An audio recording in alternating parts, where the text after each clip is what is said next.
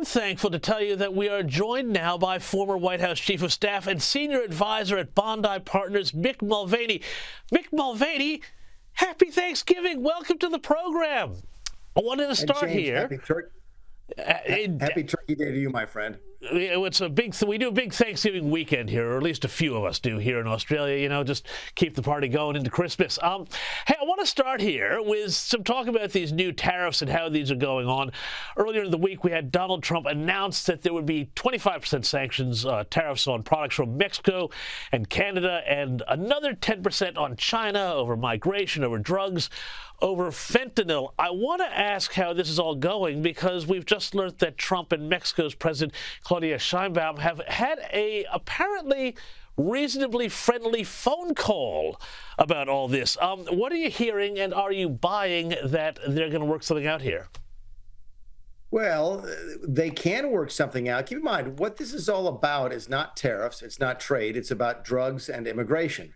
It's one of Trump's priorities. It's one of the things he ran on. It's one of the things he told people he would fix first when he got into office.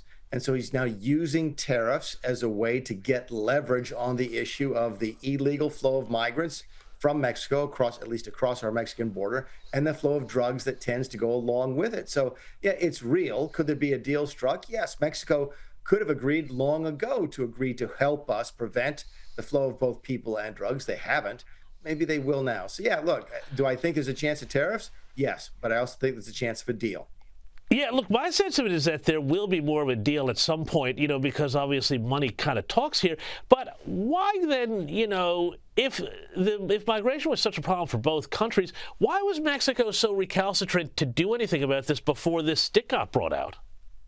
Yeah, my guess is they're probably making a bunch of money off of it, or at least not suffering from it. They don't care if a bunch of people cross into the United States across the Mexican border. Most of the people coming into our country, by the way, James, illegally are not Mexicans. They're coming from someplace else. So the Mexican government might have just looked at it and said, look, what's the big deal? Plus, the Mexican government really isn't in control of the northern border anyway. It's mostly controlled by the drug cartels. I've been there myself several times, and it's sort of a failed state along the Mexican-American border, with the Mexican side being controlled by these drug cartels. So, look, I'd be happy if the Mexican government cooperates. I'd be happy if they help fix things. They should have done it a long time ago. But if it takes Donald Trump coming in and threatening tariffs, then that's what it takes. Fair enough. Now, listen, I want to move on to some of these cabinet picks here. We're getting so many huge names out, but I wanted to talk to you about one in particular. Stanford University and physician and economist Jay Bhattacharya, an incredible brain. I know him myself. He's going to be the pick to be the next director of the National Institutes of Health, which I find amazing because Dr. Bhattacharya is the guy who was basically censored by the NIH during COVID over his views on the pandemic, which turned out to be largely right. It's not just this pick, but it does seem like there's an awful lot of poetic justice happening with a number of these picks that Donald Trump is making. I'd love your thoughts, Mick. Listen, I love this pick. I like a lot of the picks. Don't get me wrong. I still don't understand the Matt Gaetz picks, but of course that's gone by the wayside. But the Bhattacharya pick at NIH is one of the things that just I stood up and yelled at the television. I was so excited when I heard that message. I've met him. I know him a little bit. I've heard him speak several times, and he is going to at least, I think, dig down and find out what really happened at the NIH during COVID. As I've told you before, James, publicly and privately, there's only two people I ever asked Donald Trump to fire. One was John Bolton. The other was Anthony Fauci. I was never a Fauci fan. I always thought he was a helpless self-promoter and not a very good servant of the people. And the fact that Jay Bhattacharya is coming in now, I think, will at least give me some satisfaction that we'll get to the bottom of exactly what Anthony Fauci's involvement was with the COVID situation. And how do you think, just overall, more broadly on the cabinet picks, are there any ones that you are worried about maybe that could have some confirmation troubles here? Or was the Gaetz pick maybe the clay pigeon that they threw up there for everybody to kind of get angry at, and then the rest will have smooth sailing? How do you anticipate things are going to go between now and the cabinet being installed?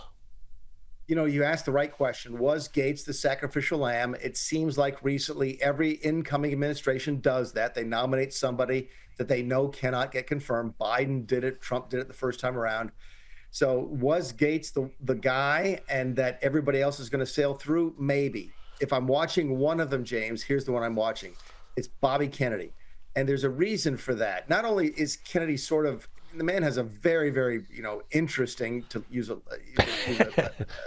strange word, an interesting background. And I think his hearing might be a circus. And I'm not sure that the president really wants that. The incoming president wants all the attention going to the confirmation hearing of Bobby Kennedy. Plus, and this is the important part, he doesn't have long-standing relationships with the Trump team. Trump is very loyal. As proven during the Brett Kavanaugh situation, he is very loath and very slow to pull back on his support for people.